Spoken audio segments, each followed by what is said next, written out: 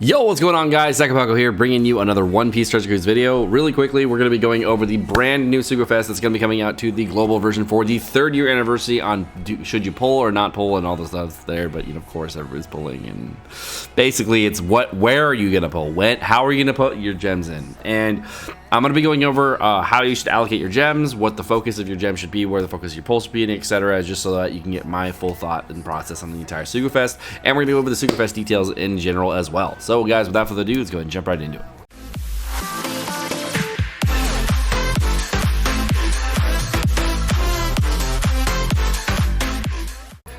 Alright, guys, so the next thing we're going to be over is going to be the brand new 4th year anniversary Sugafest. Of course, the banners.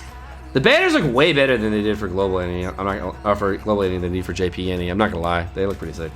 I like all 3 banners. This one, I mean, we had Gear 4, right? So it's totally different. So I really like the banners. It's really cool. All right, so event info. One Piece Treasure Cruise 4th year anniversary is going to celebrate the Sugafest exclusive characters will have a 3x legend rate. Nice. All posters are rated 4-star or better. Nice. And here we go. All right, so for the Sugafest, part 1 is going to be from the 24th through the 25th, as well as the 27th through March 3rd. So you get a long time. Part 2 is going to be the 25th through the 26th, and part 3 is going to be from the 26th to the 27th, and all parts are available from the 27th through the 3rd. So that's sick. Nice. Nice. That's pretty cool. So for part 1, the 1st and 4th multiple is going to be only 30 gems. Other than that, the 1st and the 4th multi-tries, everything is going to be 50 gems as usual. The 2nd multi-bill is going to be a guaranteed Sugafest exclusive character out of a selected pool. I'll go over those in a bit. The 3rd, 6th, and 8th multi-bill is going to be a guaranteed red. 9th multi-bill is going to be a guaranteed Whitebeard, which is the new version 3 Whitebeard. The 10th multiple is going to be a guaranteed Sugafest exclusive character, which is a recommended character. That's a guaranteed recommended character, so I'm going to have to leave that. As well as the 12th and 15th multiple is going to be a guaranteed recommended Sugafest character that's going to join the crew at max special level as well. So that's sick. So up to 15 pulls on part 1 is what you can limit out as far as good stuff. Part 2 is going to be 10 plus 1 rare recruit for the... Gonna be 30 gems for the first 2 multis. Other than that, it's gonna be 50 gems on every single pull. 2nd multi-pull is gonna be a guaranteed ace. 3rd, 6th, and 8th are gonna be guaranteed Sugafest exclusive. 10th multi-pull is gonna be a guaranteed Sugafest recommended character. 12th and 15th as well is gonna be the same. And then, of course, for part 3, it's the same as it was for part 2, except the 2nd multi is going to be a guaranteed new V. Last thing, if you do pull on part 1 of the Sugafest, as well as part 2 and part 3, and doing 15 multis on each, and then you're a super whale and want to pull again on the final part, it's going to, of course, reset. So from the 27th to the 3rd, it will be reset, so you'll be able to do all your multis again. Alright, guys, so let's go over the boosted days as far as what's available each single day and what's going to be the best days to pull. So, day 1, the notable legends are going to be Brook, Big Mom, version 2 Aokiji, version 2 Akainu, Tesoro, version 2 Doflamingo, Judge, Magellan, Kung Fu Luffy, Nekomamushi, Inarashi, and Buggy. As far as the rare recruits go, we do have the entire new batch as well as the Zoro and Sanji that were available from New Year's, and a couple other rare recruits that are very good as well. For part 2 of the Sugafest, we're going to have Big Mom boosted again, as well as Katakuri. We got Warko, Luffy Ace, version 2 Shanks, Shiki, version 2 Fujitora, Lucy, version 2 Law, Sanji, Shirahoshi, as well as Hody Jones.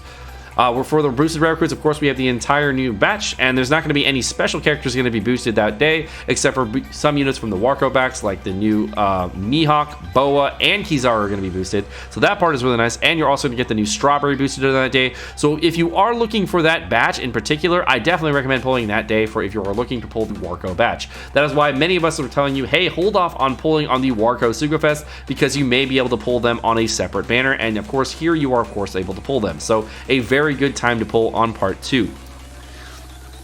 As far as part 3 of the banner goes, we're going to have Brook boosted, as well as the new version 2/version 3 Sabo, whatever you want to call him. We're going to have version 2 Gear 4, as well as Nami boosted. So very interesting how version 2 Gear 4 and Nami are boosted on the same part of that Sugafest with V3 Sabo. So overall, that is my favorite day so far, just as far as units go. That's a very big powerhouse of teams there for the top 3 units there for that banner. Then we got Sanji, we got version 1 Robin, version 2 Rayleigh, as well as Frankie, version 2 Boa, Garp. Then we have Usopp, and Zoro. So kind of crappy units after that, but overall, that's pretty similar throughout every banner. Of course, every unit has good units on the banner. Every day has good units in the banner, so it's kind of weird in between. For the boosted rare recruits for part 3, we're going to have, of course, the Big Mom batch, and then we're going to start off with the V2 Sanji batch for part of it, for Peckham's as well as Tamago. Then we go into, and we have Zeph available as well, and Pudding, I don't know if Pudding was part of the V2 Sanji batch. I'll have to do some checking on that, but definitely interesting that the entire V2 Sanji batch is there. Then we're going to go into of course, the entire batch for Luffy and Nami, which is going to be the Pedro, Brook, Chobro, and Carrot. And of course, we're going to then go into the Valentine characters as well after that, which were boosted for Robin. So kind of an interesting thing that how they're boosting at specific batches and the entire batch on those days. So I very much like this. I like that they've boosted, of course, the Luffy Ace batch on part 1, but of course Luffy Ace isn't on that part, so that's kind of weird. Then they also boosted the Tesoro batch on part 2, but Tesoro is also not on that part. Oh no, yeah, sorry, Tesoro is on part 1, which is also kind of weird. Not really sure what's going on there and why they transpose it. That might actually just be a misplacement on whoever was doing this in particular for rare recruits. I'll have to double check, to be honest, but they did it correctly on part 3, but they didn't do it correctly on part 1 and 2 as far as rare recruits go. As far as Bandai, I don't know if it's the right way. I don't know because I didn't fully read the whole excerpt, but you can check and see. If you want to know, let me know about that. Let me know in the comment section down below if the rare recruits are actually messed up on the same infographic and what's up with that. So, other thing to note is on part 1 of the Suga Fest, which is what, of course, the best day to pull for if you're going to go for the new Whitebeard.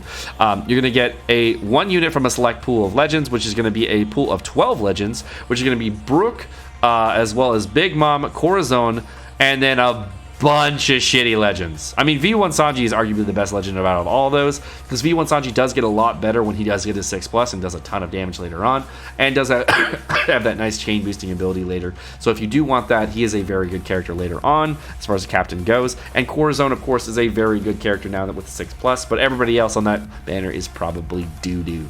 So, part 1, kind of, So, of course, everybody's going to ask me, hey, Seka, what day should I pull? And what I have to say to that is, you know what? Everybody's going to have different legend pools. Everybody's going to have different rare recruit pools missing. No one pulled on every single banner on the entire year unless you're a total whale. And if that is the case, you're probably not listening to this video because you are pulling on every single part anyways. But if you are not a whale and more of a free-to-play player and more of a player that is kind of trying to figure out exactly where to pull and how to use their gems effectively, what I have to say as far as doing your gem pulls is, should you go for the Whitebeard or not? Well, let's go with this way. We don't know any information about when Ace is available and when Vivi is available. To me, both of those characters are way, way, way, way valuable. I love both of those characters. No matter what you do this Suga Fest, please pick up Ace in some way, shape, or form. I don't know if he's available on every single pull or if he's only available if you do 2 multis on part 2, and I don't know if that's true for Vivi as well. I was trying to figure out earlier in the day, and we were trying to ask people throughout the day, hey, do you know if this is true? Do we know, can we pull Ace on every single part? Is Ace only available on the second multi? And actually, the answers that I've been getting are, we don't know. But my thought is that the only way you can get those characters is if you get the guaranteed one on part 2. And typically what they do if they wanted to put these kinds of units in the banners and they wanted to like throw them in is they will be rated up in some way and you'll be able to get them. I don't know if you can pull the Whitebeard on any specific pull. We only know that the guaranteed second is only available for Ace Part 2, and the guaranteed second of Part 3 is Vivi. But we don't know if they are available any other time throughout the banners. My thought is no, but we'll have to wait till the banners are live and check rates in between, because with the description being what it is and showing everything, it doesn't show that they are rated up, but it doesn't show that they are not on the banners. To me personally, Ace and Vivi are far more valuable as units than the new Whitebeard. Of course, the new Whitebeard is insane, so if you have to choose between the two, please pick up Ace and Vivi and then pull on one of those 2 parts. Ace is the most valuable of the entire sets.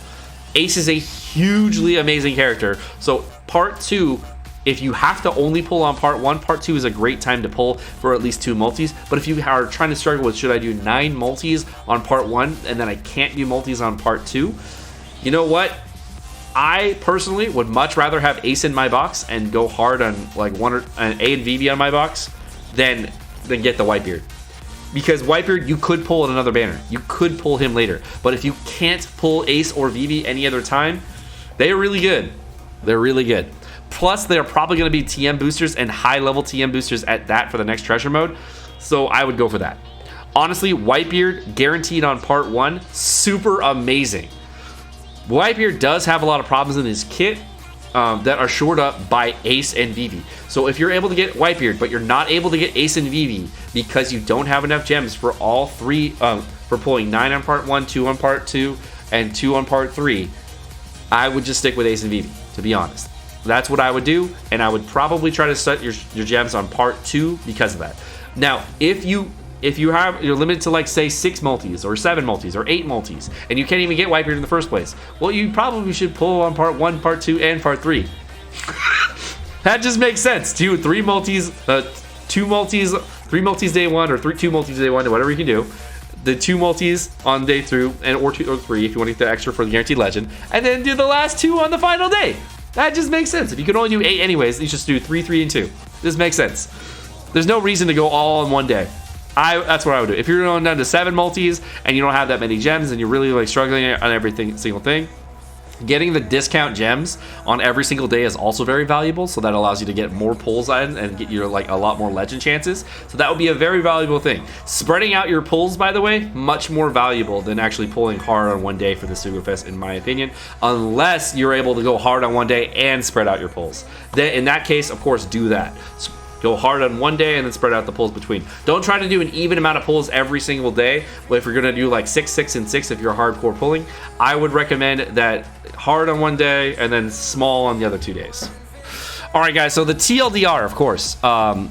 Whenever I go over Sugafest, a lot of people ask me, hey, Sega, what should I do for the pulls and which day should I pull based on legends? Guys, I've said this since the beginning of playing One Piece Treasure Cruise, as well as playing it for the last 2.5 years. Do not pull on the days with boosted legends. Pull on the days that you want the boosted rare recruits. The reason I say that, it's going to be very, very different, is that you're going to want to be pulling for the rare recruit days, not the legend days. And the reason for that is because the legend rates for a boosted legend versus a non-boosted legend is very tricky into getting it. The only ways those are different, and the only reason that can be different, is if you are pulling for a specific guaranteed legend pool. And that does happen this Sugafest, but it only happens at the high level of pulls. So to give you an example, if you are going to be doing a large amount of pulls on one day, and you're be pulling hard for one of the characters, you're going to be pulling on, say, day 2, and you really want Whitebeard Marco. Saying, hey, I really want Whitebeard Marco, and I want him in my box, and I want to do everything I can to get Whitebeard Marco. I don't care about anything else. Great. I mean, but what happens when your box sucks dick? All right, so part 2 of the banner, if you're going to be pulling on that, of course, you're going to be doing your first and fourth multiples, getting discounted. You get your second guaranteed, so you're getting Ace, that's great. Third, sixth, and eighth, you're going to give you those guaranteed legends. The 10th pull is going to be a guaranteed recommended character. So the guaranteed recommended character, of course, is one of these 12 units in the boosted legend pool. So you have a 1 in 12 shot at Whitebeard Marco versus your normal chances of getting Whitebeard Marco. The 12th and 15th multi-pull will have the same thing. So guys, if you're going to be pulling with over 10, 12, and 15 multis on one specific part, that is where it actually matters when you are going to be pulling for the legends. But if you guys are going to be pulling and you're just going to be pulling for legends and hoping to get the one that you guys want and you think the rate boosted days really help, don't do that. What you should do is pull for the days with the rare recruits that you want. You're going to get a lot of rare recruits at Sugafest. It is a 3 times legend rate banner. We don't know the difference between a rate boosted legend versus a non-rate boosted legend, but we do know that there is a chance of you getting a legend. And there are 12 legends here. Usually on a rate boosted Sugafest, these 12 legends are going to have a 30 or 40% chance to be pulled. My guess this Sugafest is probably going to be about 30 because of how small the pool is. It might be 40 if we're lucky. And there's going to be a 60 or 70% chance to pull a non-rated up legend. So the rated up amount means that they're going to be rated up slightly, not a massive amount, but the chance of you pulling a rated up legend is higher than normal. It does not mean that you're going to get those legends. You'll probably end up pulling more than half the time on your legend pulls. You're going to get something that is not on the rate up day. So guys, if you are pulling for legends specifically on the Sugafest, pulling on the rate up days for those legends is only really important if you're going 10, 12, or 15 multis. Beyond that, super not that important. Really what matters is you're going to be going for 9 multis on day 1 for Whitebeard, and then you're going to get the rare recruits that are available on part 1. Part 2, you're pulling for rare recruits as well as getting ace and hopefully whatever legends you want in between. And part 3 of the same thing. So my thought is, guys, when you're pulling on this type of Sugafest, when you're getting most of these units, there are a lot of them that are very valuable for your account, and a lot of these are still used today on Japan. Please spread out your pulls on different days. Of course, go hard on one part and then light on the other 2 parts, but try to spread out the pulls. Do not just do all your pulls on one day unless you really want that Whitebeard and you're able to get Ace and Vivi. That's another reason to spread out your pulls and not keep them centric on one day unless you're able to get all of them. Always on any banner, please guys, decide your pulls on the rare recruits. Don't decide when you're doing your pulls based on the legend rate up days, unless you're going to be going for a select pool of legends, because otherwise it does not increase your chances enough for it to matter. What you want to do is pull for the rare recruits and then just hope you get the legend that you want whenever it comes out on the red poster. The legend rates are the same every single day. It's going to be a 3 times legend rate, which is a 10.5% legend rate, I believe.